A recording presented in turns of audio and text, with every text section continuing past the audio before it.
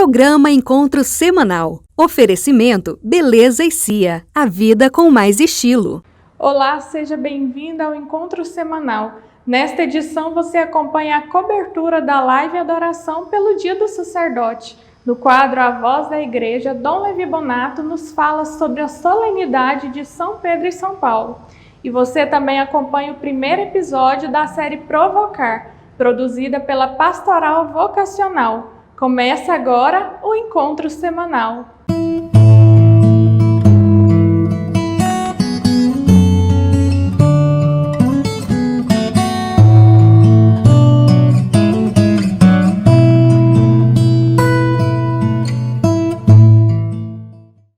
A Arquidiocese de Goiânia realizou a live Adoração pelo Dia do Sacerdote. Acompanhe! No dia 19 de junho deste ano, comemoramos a solenidade do Sagrado Coração de Jesus.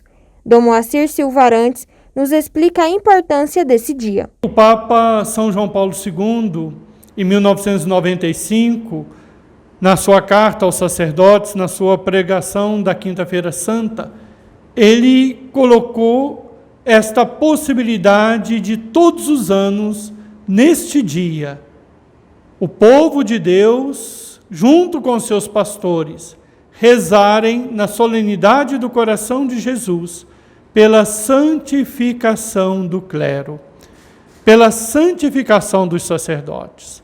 A adoração foi transmitida pelas redes sociais da Arquidiocese de Goiânia. Nesta ocasião, também foi celebrado o 26º Dia Mundial de Oração pela santificação dos sacerdotes. Neste ano, infelizmente, por conta da pandemia do Covid-19, nós não pudemos fazer como fazemos. Reunimos os sacerdotes na paróquia do Sagrado Coração de Jesus e com os sacerdotes fazemos uma meditação, a adoração ao Santíssimo, celebramos a Eucaristia e depois temos um almoço festivo, agradecendo a eles pelo seu sim. Mas não poderíamos deixar de rezar. Por isso, aqui na capela da Cúria Metropolitana de Goiânia, nos reunimos com algumas poucas pessoas para realizar este momento de oração, unindo-nos àqueles sacerdotes que de suas casas paroquiais rezaram conosco, unindo-nos ao povo de Deus que deseja sacerdotes santos, segundo o coração de Jesus.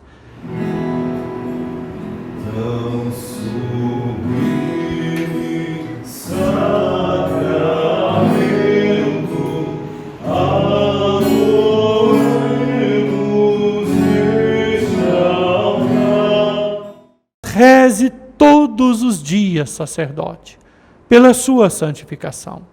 Reze todos os dias, meu irmão e minha irmã, pela santificação dos padres que você conhece, dos padres que te ajudam na sua paróquia e dos padres que você não conhece pessoalmente. E quando chegar sobre a você alguma informação de uma fraqueza de um sacerdote, ajude-o com a sua oração. Peça ao Senhor na oração a conversão e a santificação daquele padre.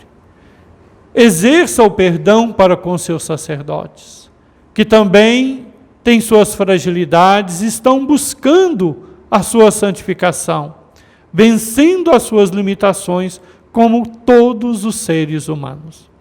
Que Deus abençoe os nossos padres, que Deus santifique os nossos padres, e que Deus, através dos nossos padres, santifique você, sua família e todas as nossas comunidades.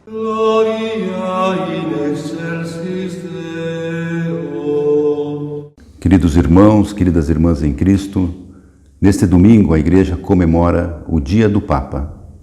Comemoramos São Pedro como o primeiro Papa. Na verdade, a festa é chamada São Pedro e São Paulo, porque nós comemoramos os dois grandes santos que foram os grandes alicerces da nossa Igreja, aqueles que colocaram as raízes para que a Igreja permanecesse firme até hoje e que esta Igreja não foi sacudida por absolutamente nada. Sempre sofreu muito, sempre foi perseguida, mas permaneceu firme, permaneceu sempre em pé. O Papa para nós é o vice-Cristo na Terra. Cristo se foi, está no céu, está rezando por nós, lá no céu está olhando por nós, mas aqui na terra, para cuidar das coisas da sua igreja, da igreja de Cristo, nós temos a figura do Papa, que faz um governo universal sobre toda a igreja no mundo inteiro. Então, nesse dia do Papa, principalmente, temos que voltar os nossos olhos para Roma e lá pensarmos no Santo Padre e rezarmos muito por ele, porque, de fato, essa tarefa, essa sua missão, não é nada fácil.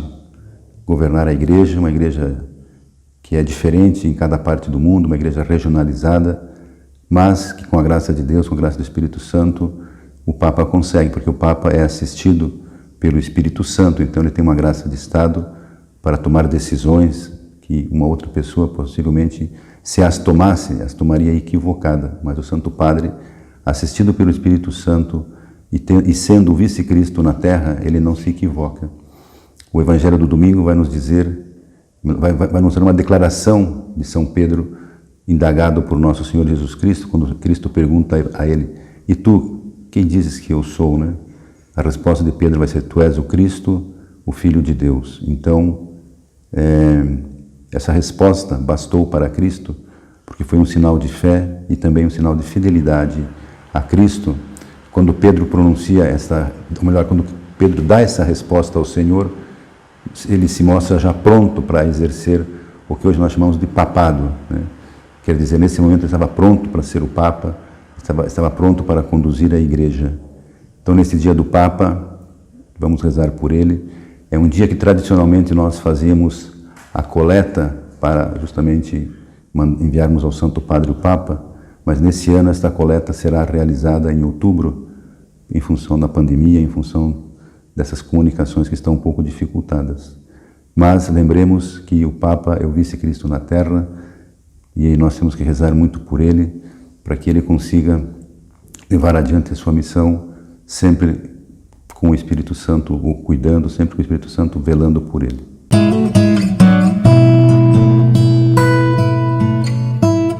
A Arquidiocese de Goiânia parabeniza os aniversariantes da semana. No dia 29 de junho celebra um aniversário. Monsenhor Augusto Baldrati, seu jubileu de ouro. Frei Fernando Inácio, 43 anos de ordenação. Padre João Aparecido, 34 anos de ordenação sacerdotal. Padre Raimundo Lopes também comemora 34 anos de ordenação neste dia. No dia 30 de junho, Monsenhor João Deiber celebra seu aniversário natalício.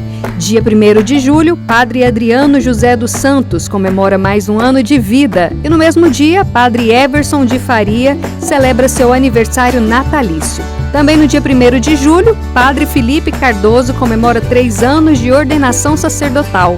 No dia 2 de julho, Padre Antônio Luiz Pedrotti celebra 57 anos de ordenação sacerdotal. E no mesmo dia, Padre Auro Marques comemora seu aniversário natalício.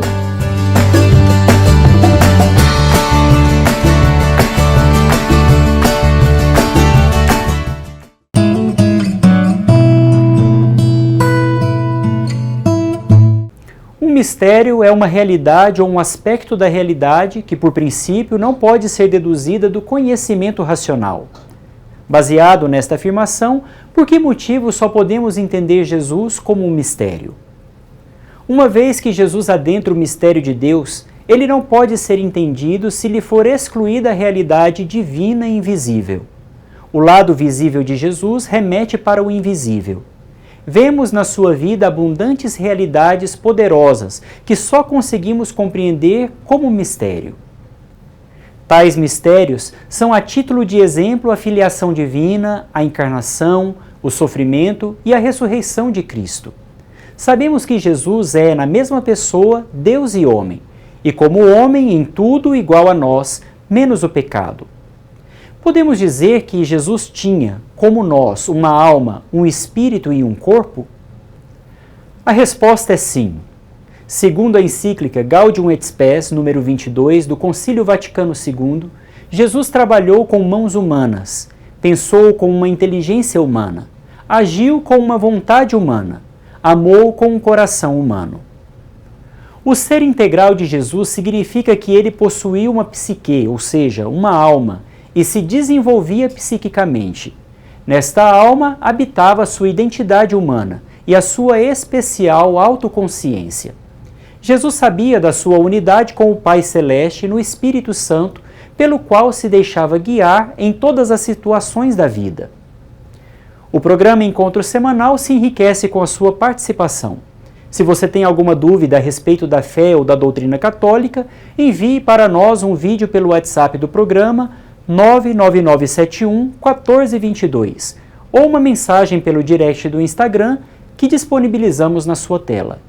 Não podemos amar o que não conhecemos, e para amar a Cristo e a sua Igreja, precisamos conhecer cada vez mais.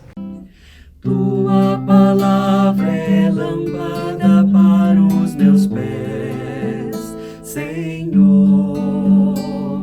Celebramos neste domingo a solenidade de São Pedro e São Paulo. E o evangelho que nos é oferecido é também conhecido trecho como a profissão de fé do apóstolo Pedro. O evangelho que nos é dado de Mateus nos mostra Jesus conduzindo os seus discípulos a Cesareia de Filipe. Jesus conduz os discípulos a um lugar distante do centro do poder religioso, do poder político e econômico da sua época.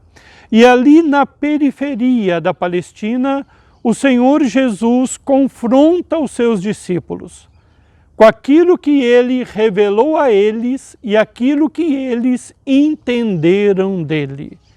E para nós é fundamental percebermos se aquilo que nós entendemos sobre Jesus, de fato, está de acordo com aquilo que realmente Cristo manifestou sobre si para nós através da Sagrada Escritura, através da sua Igreja.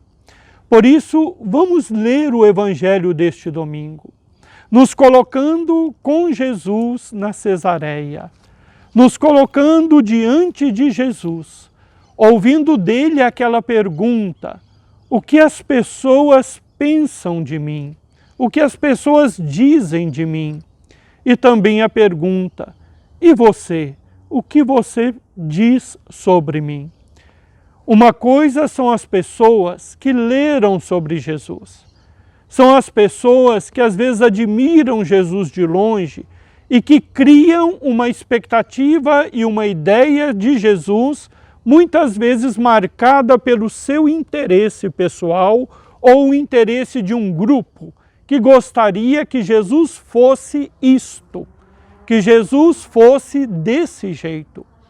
Outra coisa é aquela pessoa que convive com Jesus, é aquela pessoa que caminha com Cristo, que o segue dentro da vida da comunidade dos discípulos de Jesus. Porque esta pessoa, ela é chamada a manifestar um conhecimento com Cristo, que não é fruto do seu interesse e desejo pessoal, mas é fruto da revelação que o próprio Cristo fez a seus discípulos. E esta revelação que vem também por inspiração do Pai. Jesus deseja saber o que as pessoas e os discípulos pensam dele para perceber se aquele projeto, se aquela obra iniciada por ele irá realmente percorrer o caminho que ele deseja. Por isso, reunindo seus discípulos, Jesus pergunta: o que dizem as pessoas do Filho do Homem? E as respostas que os discípulos dão manifestam as expectativas daquela época. Uns acham que Jesus é Elias.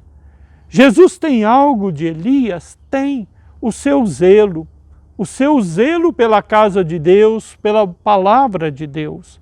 Outros falam que Jesus é João Batista. Jesus tem algo de João Batista? Tem.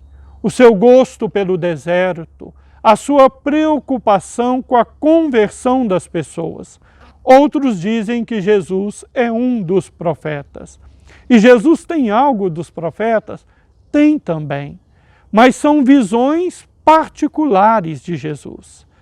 E aí quando Jesus, então, não satisfeito com essas respostas, personaliza a pergunta: e vocês que convivem comigo? E vocês que andam comigo?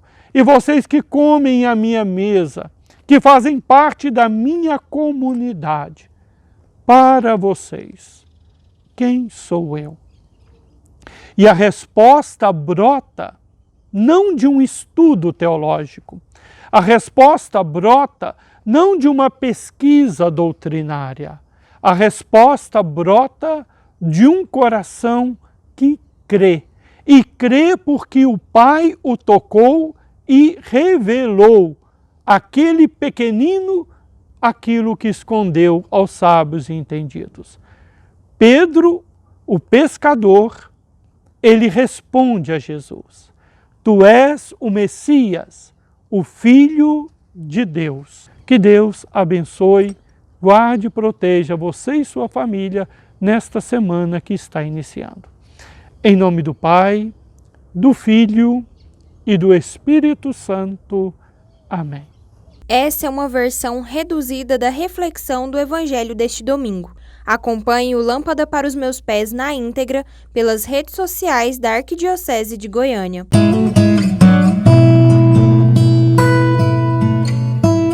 A Arquidiocese de Goiânia parabeniza os aniversariantes da semana. No dia 29 de junho celebram um aniversário: Monsenhor Augusto Baldrati, seu jubileu de ouro. Frei Fernando Inácio, 43 anos de ordenação. Padre João Aparecido, 34 anos de ordenação sacerdotal. Padre Raimundo Lopes também comemora 34 anos de ordenação neste dia. No dia 30 de junho, Monsenhor João Deiber celebra seu aniversário natalício. Dia 1º de julho, Padre Adriano José dos Santos comemora mais um ano de vida. E no mesmo dia, Padre Everson de Faria celebra seu aniversário natalício. Também no dia 1º de julho, Padre Felipe Cardoso comemora 3 anos de ordenação sacerdotal. No dia 2 de julho, Padre Antônio Luiz Pedrotti celebra 57 anos de ordenação sacerdotal.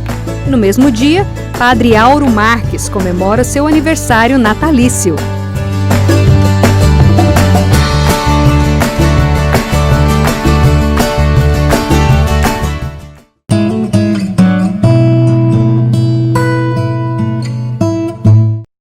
Olá, eu sou o Padre Rodrigo Lacerda, coordenador da Pastoral Vocacional da Arquidiocese de Goiânia. E você começa a assistir uma série de vídeos chamada Provocar.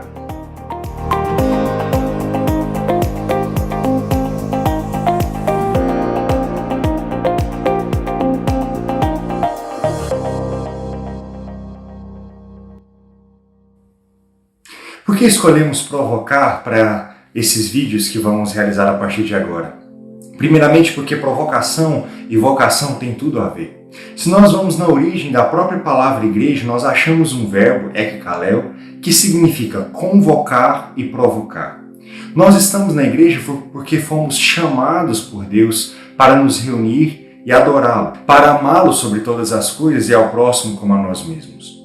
Mas para que nós possamos fazer esse movimento de nos reunir e adorar a Deus e amar ao próximo, nós precisamos ser provocados, porque a nossa condição humana muitas vezes nos leva ao egoísmo, ao fechamento em nós mesmos. Somente uma provocação de Deus nos leva à conversão, para que possamos ir ao seu encontro, ao encontro do próximo.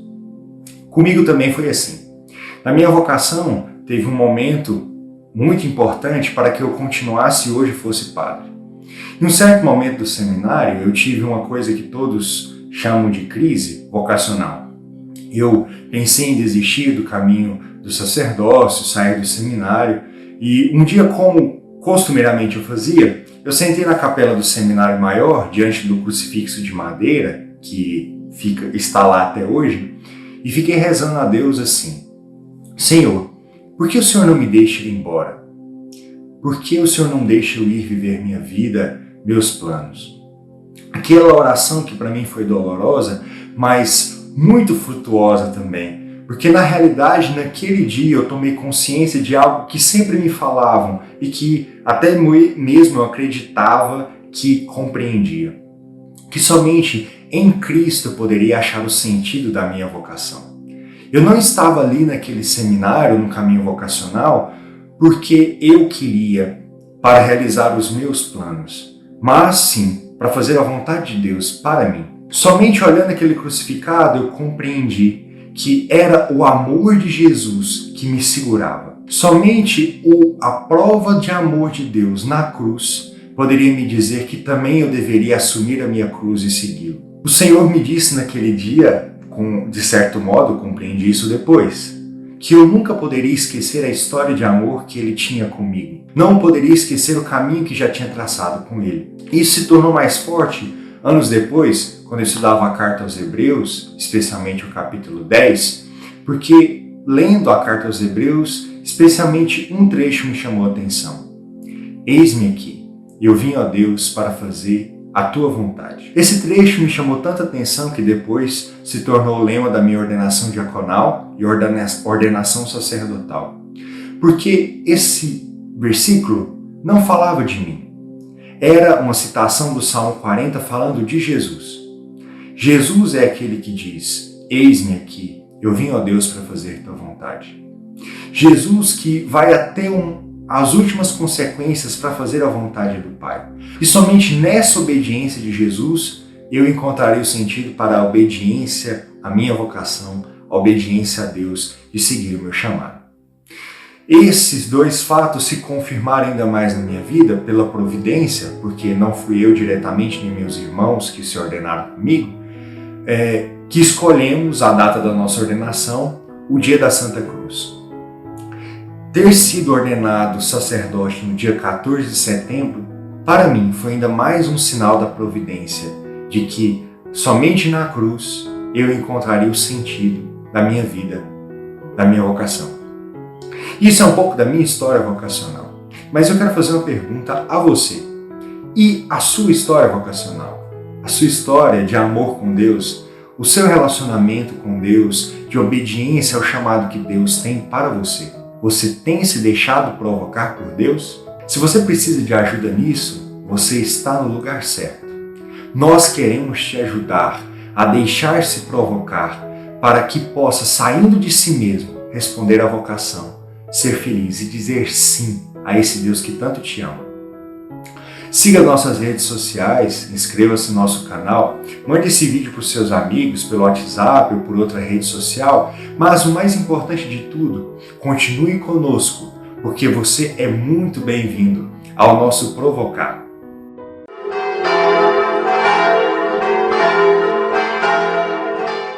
Na última semana tratamos sobre a realidade dos escolhidos que veem a Deus face a face, sem intermédio, pois a própria essência divina o condiciona a isto, mesmo se deixarmos de lado as comparações feitas por alguns autores da antiguidade a respeito da união hipostática e da nossa união com Deus.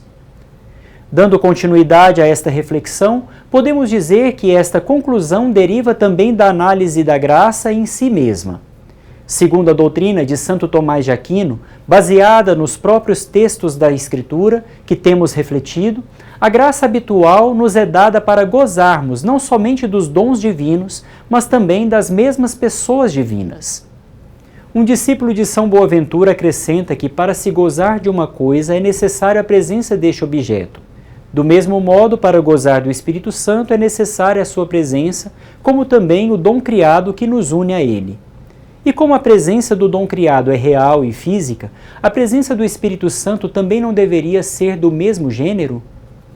Deste modo, concluímos que tanto as deduções da fé como as comparações dos santos padres nos autorizam a dizer que a união da nossa alma com Deus pela graça não é somente moral, ou seja, pelo fato da nossa substância humana não ser a mesma substância divina, não seria possível a nossa união com Deus. Contudo, podemos qualificar como substancial em sentido próprio, mas se pode afirmar que é real em sentido físico-moral. Deste modo, como a união com Deus fica ao mesmo tempo velada e obscura, e como ela é progressiva na medida em que cultivamos a fé e os dons do Espírito Santo, as pessoas que aspiram fervorosamente à união com Deus se sentem estimuladas a progredir cada dia mais na prática das virtudes e dos dons. Na próxima semana, vamos começar uma reflexão acerca das virtudes e dons da ordem sobrenatural.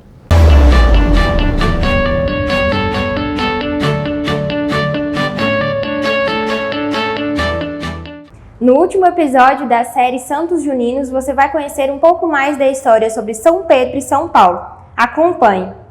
No dia 29 de junho, comemora-se a solenidade do martírio de São Pedro e São Paulo em Roma.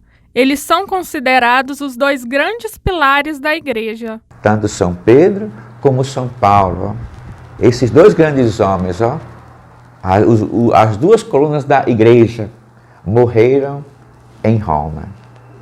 Tanto São Pedro como São Paulo. Né?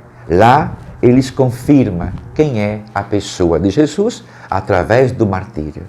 São Pedro e São Paulo são as colunas da Igreja. Cada um, a seu modo, contribuiu para a propagação da fé. São Pedro foi um dos 12 apóstolos de Jesus Cristo.